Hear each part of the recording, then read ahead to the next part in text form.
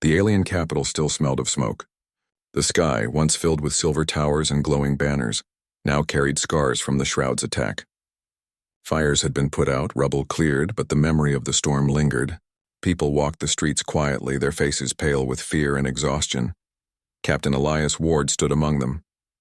His uniform was torn, his arm wrapped in bandages, but he still walked tall. Children peeked at him from behind their parents, whispering. Soldiers saluted him, though some still hesitated. The human had stood with them in battle. That fact could not be ignored. Yet Elias felt little pride. He remembered too clearly the cries of those he could not save. The buildings reduced to ash, the soldiers who never rose again. Victory had come, yes, but it was fragile. The Shroud would return. That evening, Elias was summoned once more to the Queen's private chamber. He entered slowly, the weight of the day heavy on his shoulders. The Queen stood near the tall crystal windows, gazing at the city below. She wore no crown, no flowing robes, only a simple dark gown. The silver of her hair glowed faintly in the starlight. "You came," she said softly, not turning to face him. "I was called," Elias replied. For a long moment, silence stretched between them. Only the faint hum of the palace and the distant sound of rebuilding reached their ears. Finally, the Queen turned. Her sharp gaze studied him as if she searched for something hidden behind his eyes. "You defied me," she said. "You fought when I told you not to. You led my soldiers when many still doubted you. Do you know what that means?" Elias straightened. "It means I did what I thought was right." "Nothing more." The Queen stepped closer. "It means you carry a burden now. You have become a symbol. Whether you want it or not, my people look at you and see more than a stranger. They see hope." Elias frowned. "I'm just a man." Her lips curved faintly, almost a smile. "Sometimes one man can change the course of worlds." She walked past him, her hands clasped behind her back. "The Shroud will come again. They do not retreat forever. When they return, their wrath will be greater. We must prepare, and you must decide if you will stand with us still." Elias hesitated. "I don't belong here. This is your war, not mine." The Queen stopped, then slowly turned toward him. Her voice was lower now, gentler. "And yet you fought as if it was yours. Why?" Elias opened his mouth, but no easy answer came. Why had he fought? He could have stayed hidden, could have let the aliens handle their own fate. But when he saw the fear in their eyes, the desperation in their voices, something inside him had refused to stand aside. Finally, he said quietly, "Because no one deserves to face destruction alone." The Queen's expression shifted, her stern mask cracking. For a moment her eyes softened, as if she saw not a human outsider but something deeper. Suddenly, the chamber doors burst open. A soldier rushed in, armor scorched, breathing hard. "Your Majesty, scouts report Shroud ships massing at the edge of the system. They are preparing another strike." The Queen's calm broke. So soon. She looked to Elias, then back to the soldier. "Ready the fleets.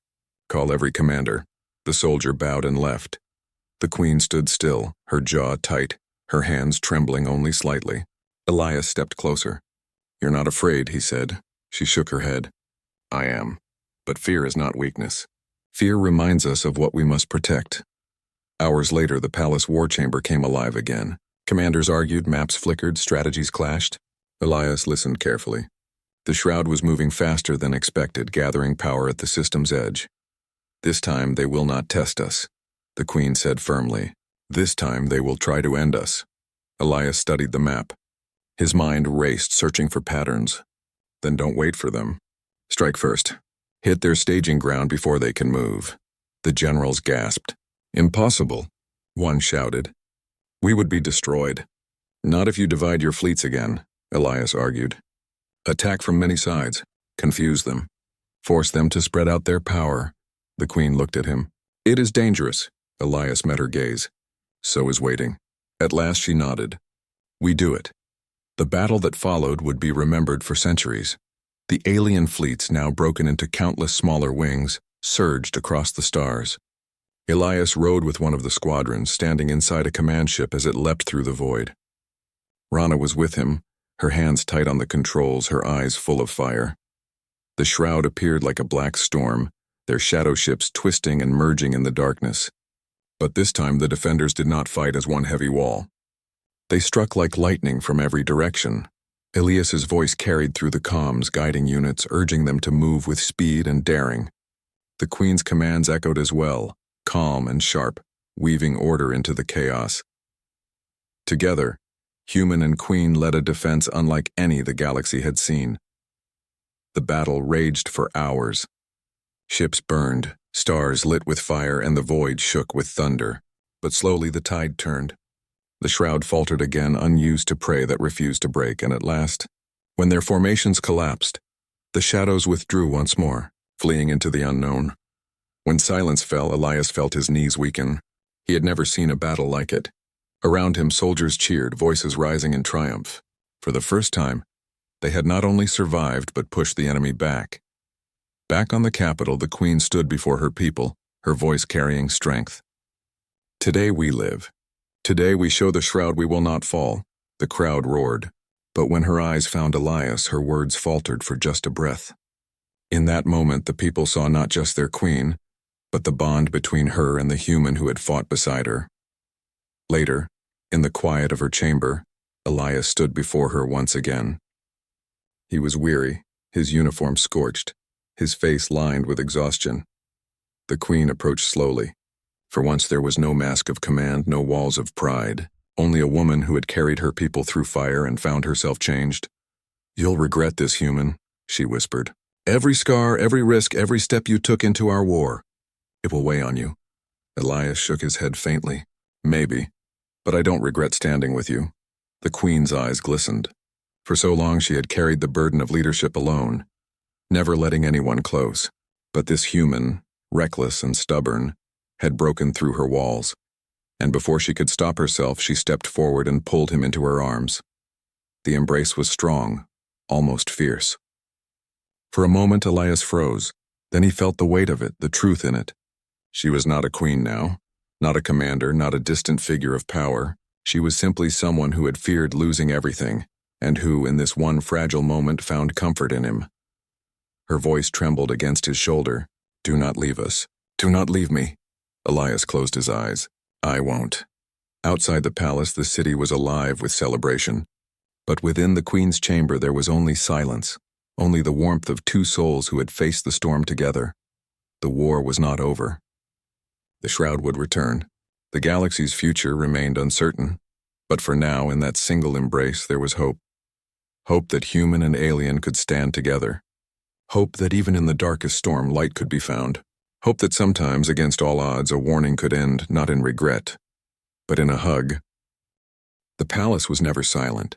Even in the quietest hours, energy pulsed through its walls and faint voices echoed in distant halls. But on this day, the air itself felt heavy, as if the world was holding its breath. Captain Elias Ward stood on the balcony of his chamber, staring at the sky. The two suns hung low, painting the clouds gold and violet. Beneath him, the alien city stirred with movement. Fleets of ships lifted into the air. Soldiers marched through shining streets and citizens whispered nervously. The Queen had told him of the shroud, and now Elias felt the tension spreading across the empire. The shroud was no rumor. It was real, and it was coming. Later that morning, Elias was summoned to the Queen's war chamber. It was a vast circular hall filled with floating maps of star systems. Advisors spoke quickly, their voices sharp with fear and urgency. "The shroud has struck the outer colonies again," one said. "An entire fleet was lost. Cities erased without trace," another added. "They leave no survivors." The Queen stood at the center, tall and calm, her silver hair shining under the chamber lights. Her eyes, however, carried a storm. When Elias entered, the room grew tense. Some advisors glared, still unwilling to trust a human, but the Queen lifted her hand. "Let him speak." Elias stepped forward, studying the star map. A red wave spread across it, marking the path of destruction. "What do you know of their tactics?" he asked. "They strike without pattern," the Queen replied. "They appear from nowhere, overwhelm defenses, and vanish again. Our greatest fleets have failed to predict them." Elias frowned. "Then maybe you're looking for patterns where there are none. Maybe you need to think like them, unpredictable, flexible. Humans have faced stronger enemies before, and we learned to adapt. That may be your advantage," the advisors scoffed. One of them sneered. "You would compare your primitive wars to this?" But the Queen raised her hand again. "Enough. Let him continue," Elias pointed to the map. If they move without pattern, then you must not fight them with rigid plans. You need smaller groups, fast and mobile. Hit them where they don't expect it. Force them to reveal their weaknesses. The queen studied him silently. For a long moment the chamber was filled only with the hum of the star maps. Then she spoke. You suggest chaos against chaos, Elias nodded. Yes. Sometimes order alone cannot win. That very night, the storm arrived. The sky above the alien capital darkened as strange shadows appeared. Ships like nothing Elias had seen before. They were vast and shapeless, their forms shifting as though made of smoke and steel. They blotted out the stars, descending silently until the city alarm screamed. The shroud had come. From the balcony, Elias saw beams of light cut across the sky as the city's defenses activated. Towers rose, firing streams of energy into the heavens. Alien ships lifted to meet the invaders, but the shroud moved like living shadows, twisting and splitting apart, avoiding strikes with unnatural speed. The ground shook as explosions rippled across the city. Civilians screamed and scattered. Soldiers rushed to their stations, and in the midst of the chaos, Elias ran, not away but toward the palace gates. Inside the war chamber, the queen stood with her generals, giving rapid commands. Her voice was steady, but Elias saw the tension in her eyes. They strike too quickly, one general cried. We cannot hold them. Then we will not hold, the queen answered sharply. We will strike back. Elias burst into the chamber. You need to divide your forces now. Break them into smaller units, attack from every angle. Don't give the shroud a single target. Some generals shouted against him, but the queen's gaze cut through the noise. She nodded once. Do it. Orders flew out instantly. Fleets split into dozens of smaller groups swarming the skies. The rigid lines of battle broke apart, replaced with flowing movements that shifted like rivers. For the first time, the shroud hesitated. Their shadow ships twisted and split, but now they were being pulled in many directions. Elias did not stay in the war chamber. He joined the soldiers on the ground. The streets were chaos, fires burning, rubble scattered, frightened families trying to find shelter. Captain, Rana's voice shouted. She had refused to stay on the ship, choosing instead to fight at his side. She carried a small pulse rifle, her face determined. We can't just stand here. The people need help. Elias nodded. Then we help them. Move them to cover. Keep them safe. Together they guided civilians into shelters, all while the battle raged overhead. Shroud drones, small shifting machines of shadow and metal, swept down to strike. Elias grabbed a fallen alien weapon, firing blasts of energy into the machines until they dissolved into black smoke. More soldiers joined him, inspired by his fearlessness. Though he was an outsider, his presence steadied them. Hold the line, he shouted. Protect the people. Above, the queen fought her own battle. She stood on a balcony, directing the defense personally. Her armor gleamed in the firelight as she gave commands with precision. Her eyes swept the battlefield, sharp as blades. She saw Elias below, leading her soldiers as if they were his own. She had warned him again and again. You'll regret this, human. But now, as she watched him face the storm without hesitation, something stirred inside her. Something she had long buried. Trust. The battle lasted for hours.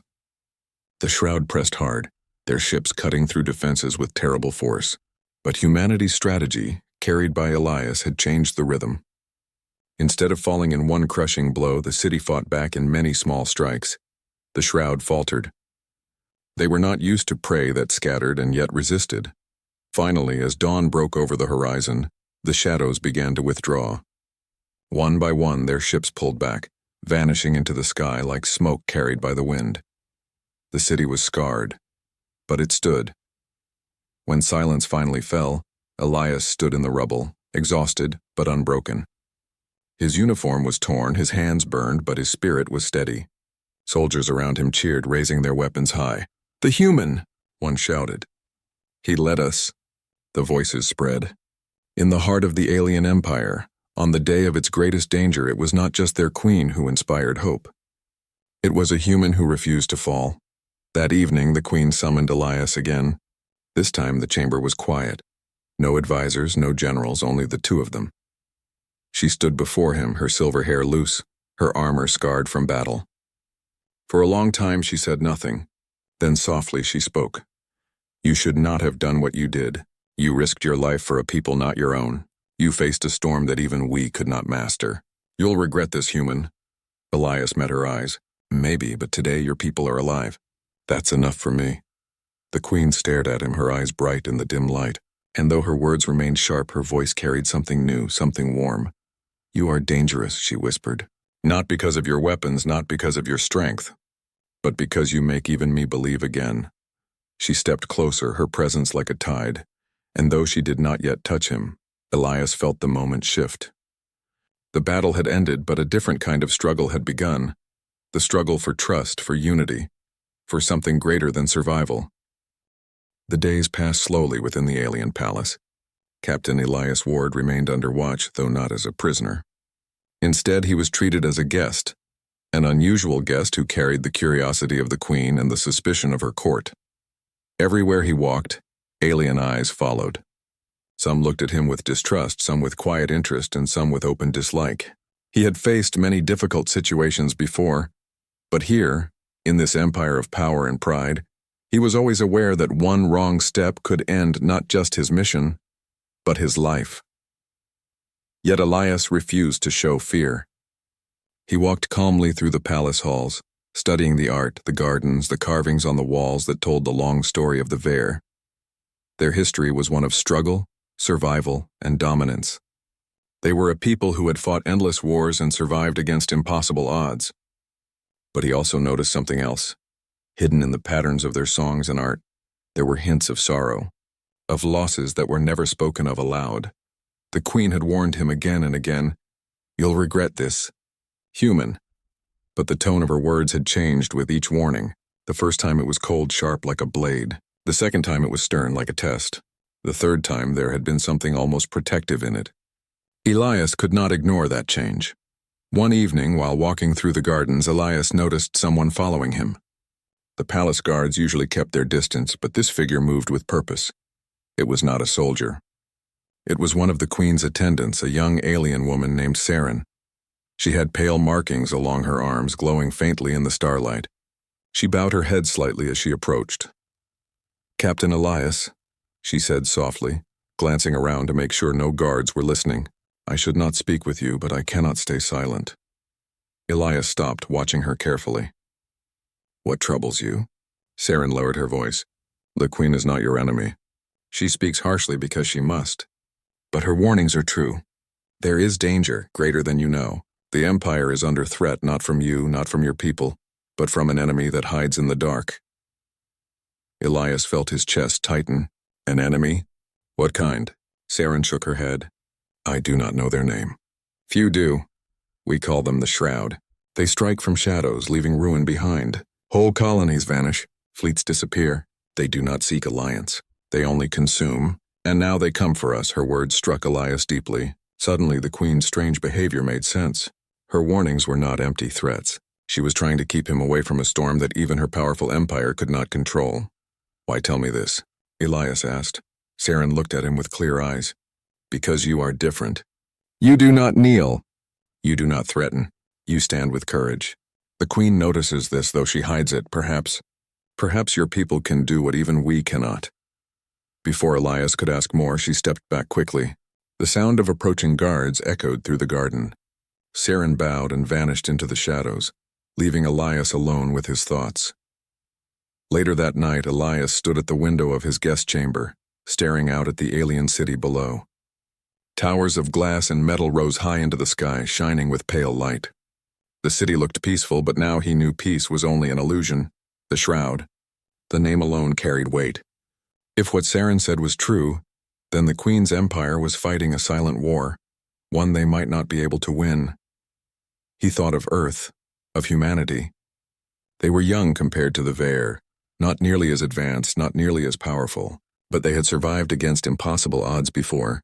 Perhaps this was why fate had brought him here. The next day, Elias was summoned once more to see the Queen. He entered the throne room calmly, his mind prepared. She sat as before, regal and still, her advisors gathered around her. "You return," she said, her voice carrying across the chamber. "You do not fear the trials, the warnings, or the judgment of my court. Why? Elias met her gaze. Because I believe fear is not the path forward. I believe your warnings are not to frighten me, but to protect me. Am I wrong? The advisors stirred angrily, but the queen lifted her hand and silenced them. For a long moment she said nothing. Then she rose from her throne and walked down the steps toward him. When she stopped before him, her voice was lower, almost private. You see more than most. Yes, human, my warnings were not lies. There is a shadow upon us, an enemy that seeks not to conquer but to erase. That is why I told you to turn back, to walk away. Because if you stay, you will be drawn into this war and you will regret it. Elias's voice was steady. Then let me stand with you. The queen's eyes narrowed. Why? Your people are young. Your fleets are few. What could you offer against such darkness? Hope, Elias said simply, and a will to fight even when the odds say we should fall. That is what humans carry. The queen stared at him for a long time. Around them the chamber was silent, every advisor watching. Finally she spoke again, her voice softer than before. You do not know what you offer. Hope is fragile. Against the shroud, hope may not be enough. Then let us prove you wrong, Elias said. The queen turned, walking slowly back to her throne. Her armor glinted under the hall's light. She did not look at him when she spoke again. Very well, human. If you wish to carry this burden, then you will see the truth for yourself. But remember my words, you will regret this. That night Elias could not sleep. He thought of Earth, of his crew, of the path he was now walking.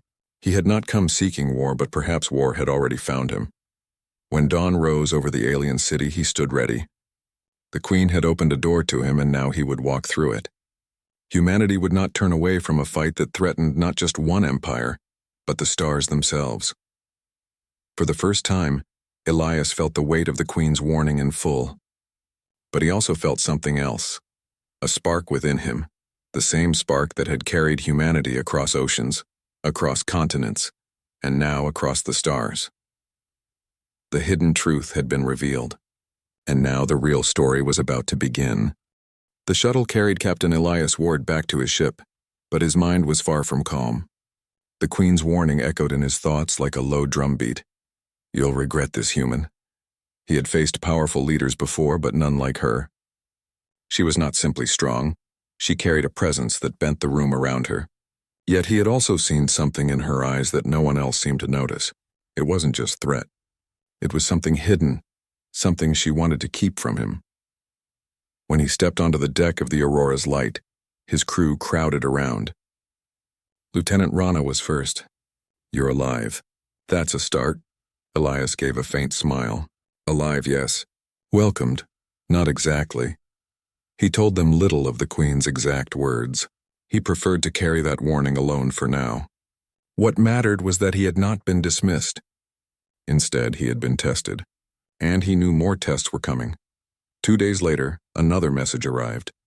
The Queen summoned him again, this time not to her throne but to a chamber known as the Trial Hall. The name alone made his crew uneasy. Rana argued, Captain, they're pushing you. The Queen doesn't want diplomacy. She wants to break you. Elias looked at her steadily, then let her try. The shuttle descended once more, carrying him into the heart of the alien palace. This time no nobles filled the chamber. Only the Queen and her closest guard stood waiting. The trial hall was a vast circle of smooth stone, marked with glowing patterns. At its center stood a raised platform. Step forward, human, the Queen commanded. Elias did. His boots echoed against the floor as he walked into the circle. The Queen's voice filled the hall. Words are easy. Many species speak of courage. Many claim to offer hope. But words vanish like smoke. We measure worth through trials. Her hand lifted and a panel of light shimmered in the air. Strange shapes appeared. Objects Elias had never seen before. A cube of shifting glass. A sphere of pulsing energy. A blade that glowed with inner fire. These are tools, the Queen explained. Each one carries danger. Each one demands wisdom. Choose one, human. Show me what you value. The guards watched, silent and still. Elias stepped closer, studying the objects. The blade looked powerful, but too obvious. The sphere pulsed with raw force, dangerous and unstable. The cube. It was strange, ever-changing, never settling into one form. He reached out and touched the cube. The hall darkened instantly. The cube dissolved into sparks, wrapping around him. Suddenly, Elias was no longer in the chamber. He stood in a wide, empty plain under a starless sky. Wind howled around him. In the distance, shadows moved, tall figures, their eyes glowing faintly. They marched toward him like an army. It was an illusion, he realized, but it felt real. His heart raced. The shadows carried weapons, raising them high. He had nothing in his hands, nothing to defend himself. Then he remembered the Queen's words. We measure worth through trials. This was not about weapons. This was about will. He straightened his back, planted his feet, and raised his voice. I will not run. I will not bow. I stand as human, and I stand for peace. The shadows rushed closer, a storm of dark shapes. But just as they were about to strike, the plain shattered like glass. Elias gasped as the trial hall returned. The cube was gone. He stood unharmed at the circle's center. The Queen's expression was unreadable, but her eyes narrowed slightly, as if she had seen more than she expected. You faced fear without weapon, she said. Strange. Most creatures grasp for power, Elias answered calmly, though his heart still pounded. Power without control destroys. Sometimes the strongest choice is to stand unarmed. The Queen's gaze sharpened. For the briefest moment, Elias thought he saw a flicker of approval in her eyes. But then her tone hardened again. Do not mistake a single trial for victory. You will face more. The next test came quickly. Elias was taken to the palace gardens, a place of alien beauty. Towering trees with silver leaves spread over rivers that glowed faintly green. Strange birds flew overhead, their wings beating like soft drums. The Queen walked beside him, though her guards followed at a distance. Her steps were graceful, her expression calm. You spoke of hope, she said. Tell me, human, what is hope to you? Elias thought carefully. Hope is the choice to believe tomorrow can be better even when today is dark. It is what keeps us moving forward. The Queen stopped near a flowering tree, her hand resting lightly on its bark. Hope is weakness, it blinds. My people once believed in hope. It nearly destroyed us. Her words carried weight, like a memory she refused to share. Elias studied her, realizing her warning from the throne room was not born from cruelty. It was born from scars, perhaps, Elias said gently, but hope also heals. Without it, life becomes only survival. You lead not just soldiers, but people. Don't they deserve more than survival? For the first time, the Queen looked directly at him, her eyes sharp as lightning. You speak boldly, she said, but bold words often bring regret. She stepped closer, her voice dropping low so only he could hear. You'll regret this, human. Every choice you make here will bind you deeper to a fate you do not understand. Elias met her gaze without flinching. Then I accept that fate. For a moment, silence hung heavy between them. Then the Queen turned, walking away, her armor glinting in the alien light. That evening, Elias was taken back to the trial hall once more. This time no illusions greeted him. Instead, the Queen's advisors gathered, circling him like judges. One of them, a tall male with glowing marks on his skin, sneered. This human is a fraud. He speaks of hope but carries no strength. Allow me to prove it. The advisor stepped into the circle, drawing a weapon shaped like a staff of light. He pointed it at Elias. Defend yourself, the Queen commanded. Elias had no weapon. The guards offered him none. The advisor lunged forward, his staff humming. Elias sidestepped, barely avoiding the strike. He moved quickly, using instinct more than skill. He was no master fighter, but he knew how to survive. Every time the staff came close, he shifted just enough to stay alive. Minutes passed. Sweat ran down his back, but he kept his breathing steady. The advisor grew frustrated, striking harder and faster. Finally, Elias saw his chance. When the staff swung wide, he stepped in close, grabbing the advisor's arm. With a swift motion, he twisted, sending the weapon clattering to the floor. The hall went silent. Elias did not pick up the staff. Instead, he stepped back, letting it lie on the ground. The Queen's eyes narrowed, studying him carefully. You refuse power again. I didn't come here to take weapons, Elias said. I came to build trust. The Queen was silent for a long moment. Then with a wave of her hand, the advisors withdrew. The hall emptied, leaving only her and Elias. She walked toward him, her presence as heavy as a storm. You are unlike the others who came before you, bold, foolish, perhaps dangerous. She stopped only a few steps away. Her eyes locked on his. You will regret this path. Human, I promise you that. But as she spoke, her voice carried a strange softness, almost hidden beneath the steel.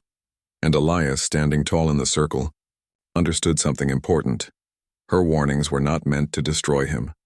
They were meant to protect him. The clash of wills had only begun. The starship Aurora's light drifted quietly into orbit above a massive alien world. The planet was dark green and silver, covered with oceans that shimmered strangely and land masses shaped like spirals.